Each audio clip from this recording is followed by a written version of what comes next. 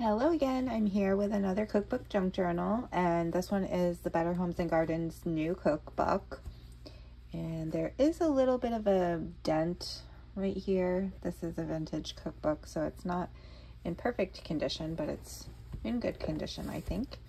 Kind of gives that character. It is closed with a scrappy tie.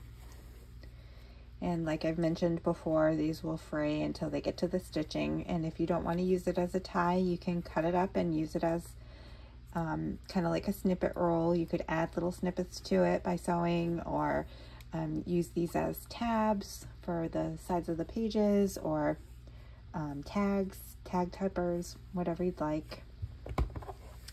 And then I did do a collaged fabric spine here and some trim. And a lot of the elements in the next two journals are very similar to the first one. So if you watch the video that I did, the flip through of this Better Homes and Gardens Junior Cookbook, I go into detail on every single element. And like I said, a lot of them are the same. So I'll try to go a little bit quicker in the next two. And the pockets, there's a tag and a pepper seed packet, some stationery, and then for the bigger journals I did put, and I will add into the other extra goodie packet. This is an iron transfer. Basically, you would iron this onto the fabric and then embroider. I cannot think of what they're called right now. The packet is probably in here, but there's a sheet of that, so you can craft with that in whatever way you'd like. I wish I knew how to embroider, because I think it would be so cool to use one of these images and embroider it onto some fabric and make tags, but maybe one day I'll learn to do that. And then this is a piece of jean, and I just put this trim here, sewed it along to make a pocket. And there's some rickrack along the edge here. This is a 1938 envelope. Again, a lot of the holes are reinforced. These are magazine images. And another pocket here. This is fabric, and I just kind of layered it up and put some trim along the top.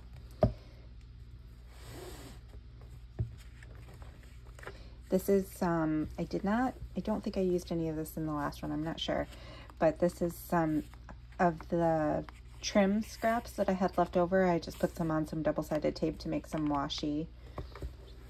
And then this is part of the snippet roll, again, with some trim and vintage fabrics, newer fabrics, a little applique. Each little part is different. Recipe. This is an image from a cookbook.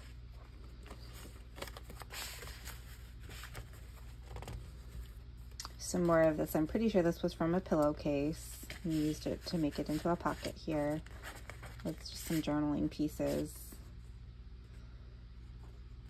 These are from the 40s. And they do come apart if you want to. They are perforated if you want to use the tags individually, or the little tickets individually.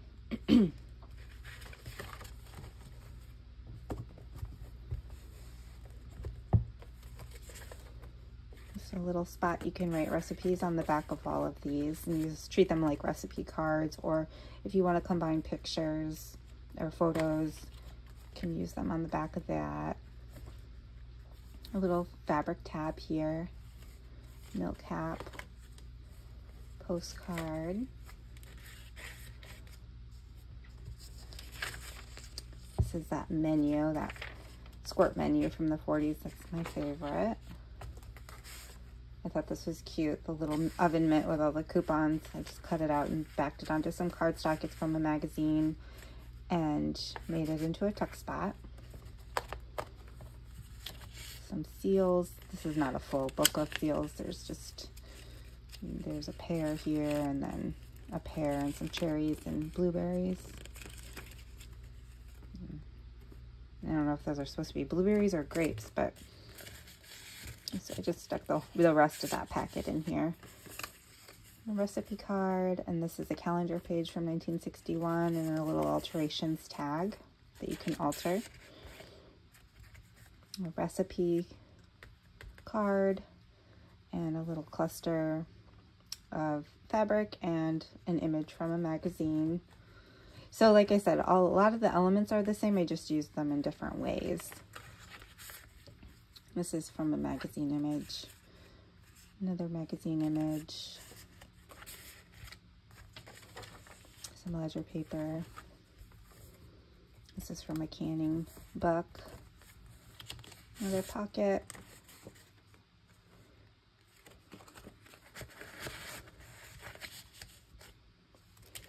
An ice cream sack, a little tag in it. This is a cute illustration from a magazine. And some more of that ribbon washi. Some saving stamps, and just a lot of times I stick these cutoffs that are from making other elements of the journal in here just to kind of give it a pop of color. And then you have some color coordinated extras in case you want to use them as photo mats or collage paper, or turn them into tags, whatever you want to do with them. This is the vintage playing card that was in the last one.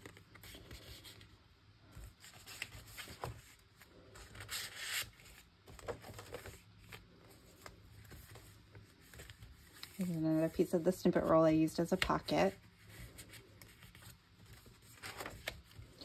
I may have put 2 of these in here, and if I did, I'll go back and look and I'll substitute it out for something else so you don't have to duplicate. Vintage stationery, coupon. This was an image from a cookbook, and this was from a magazine, I believe, or maybe another cookbook. This recipe's for tea punch. Iron-on transfer. That's what I was trying to say. I believe that's from this one. This packet. I believe it goes with this one. But I kept this as an envelope, little pocket here.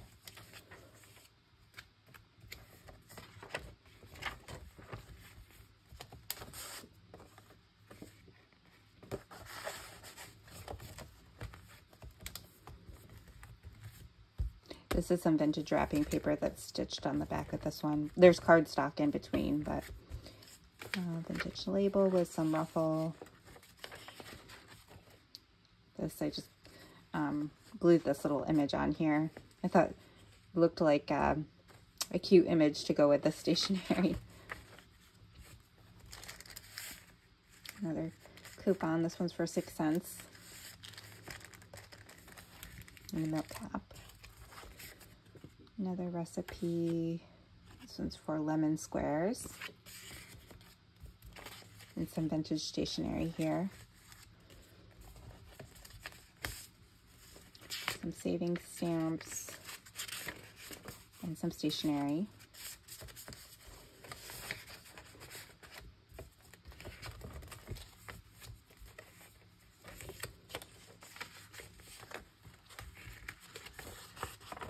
This one I did not open. The other one was open. I think I probably had to trim it. So it's a little envelope from a different recipe finder. And a Post-a-Let. Some canning labels.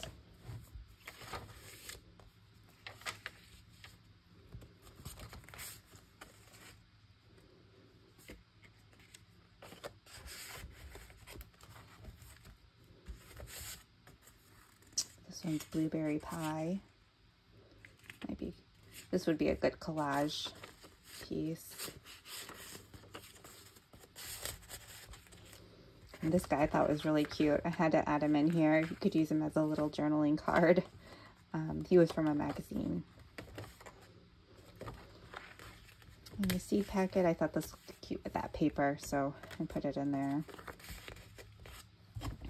And then I did cover the little divider with coordinating scrapbook paper and another denim pocket with some lacy trim. And just some extra goodies packed in the back here.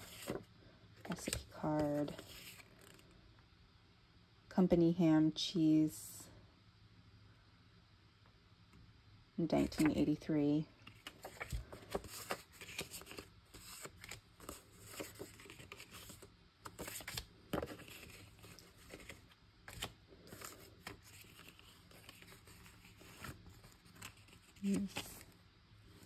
Lots of old tape on these. I think that's really cool. So something, if you didn't want to use again, you can use in your own collaging. I just love the images on these. Lots of goodies for you to play with. I tried to decorate it a lot to give you a good jump start, but there's a lot of room for you to do your own thing also. So that is the end of the Better Homes and Gardens new cookbook. And if you're seeing this video, it will be in my Etsy shop.